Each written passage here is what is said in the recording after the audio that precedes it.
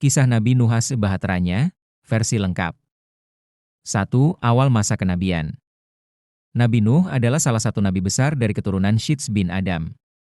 Ia diangkat sebagai rasul pada masa ketika manusia telah banyak menyimpang. Menyembah berhala. Melakukan kezaliman dan kemaksiatan.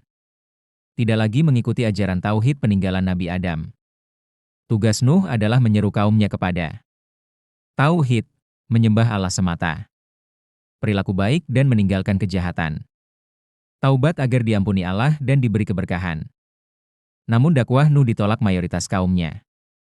2. Dakwah 950 tahun. Al-Quran menyebutkan bahwa Nuh berdakwah selama 950 tahun. Quran Surat Al-Ankabut, 14. Cara dakwah Nabi Nuh. Secara langsung, dari rumah ke rumah. Secara terbuka di hadapan banyak orang. Secara sembunyi kepada yang ingin mendengarkan. Mengajak dengan sabar, lembut, dan penuh kasih. Respon kaumnya. Menutup telinga. Menutup wajah dengan pakaiannya. Mengolok-olok dan mencibir Nuh. Menuduh Nuh sebagai orang gila.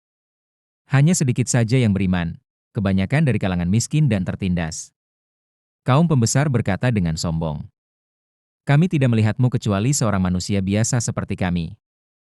Mereka keberatan karena mereka ingin nabi berasal dari kalangan bangsawan. Mereka meremehkan pengikut Nuh yang miskin. 3. Perintah Allah untuk membuat bahtera. Setelah berabad-abad dakwah ditolak, Allah memberi wahyu kepada Nuh. Tidak akan ada lagi yang beriman dari kaummu selain yang sudah beriman. Quran Surat Hud, 36. Sebagai persiapan untuk azab besar, Allah memerintahkan Nuh membuat sebuah bahtera, kapal raksasa. Di atas daratan, jauh dari laut. Dengan bimbingan langsung dari wahyu ilahi. Nuh membangun kapal bersama para pengikutnya. Kaumnya terus mengejek. "Wahai Nuh, sejak kapan kamu menjadi tukang kayu? Apakah kapal akan berlayar di gurun? Kamu benar-benar sudah gila." Nuh menjawab dengan sabar. "Jika kalian mengejek kami, maka kami pun akan mengejek kalian sebagaimana kalian mengejek kami." Quran Surat Hud, 38. 4. Tanda dimulainya banjir besar. Allah memberi tanda. Air memancar dari tungku, tanur, sebuah simbol bahwa banjir dimulai. Langit mencurahkan hujan lebat. Bumi memancarkan air dari segala arah. Air meningkat dengan cepat dan menenggelamkan wilayah luas.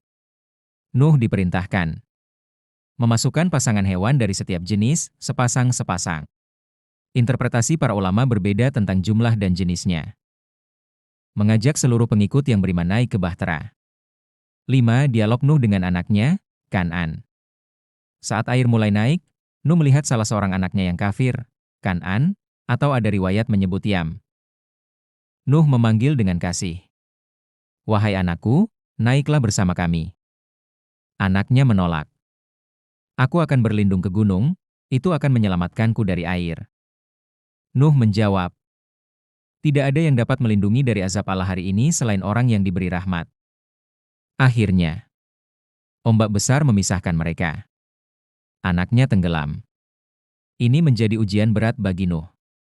6. Bahtera mengapung di atas ombak bagaikan gunung. Bahtera Nuh digambarkan berukuran sangat besar. Dibuat dari kayu berkualitas. Tahan terhadap hantaman ombak raksasa. Dipandu oleh Allah sendiri. Bahtera mengapung di atas. Gelombang setinggi gunung. Hujan deras dari langit. Air memancar dari bumi.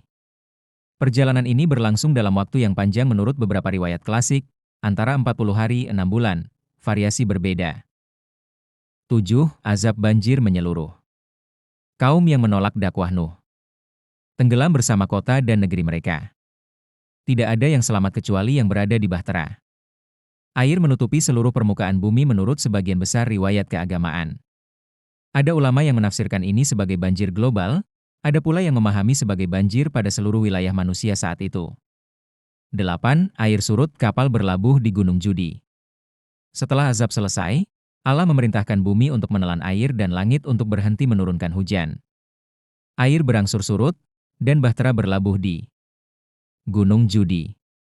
Quran Surat Hud, 44.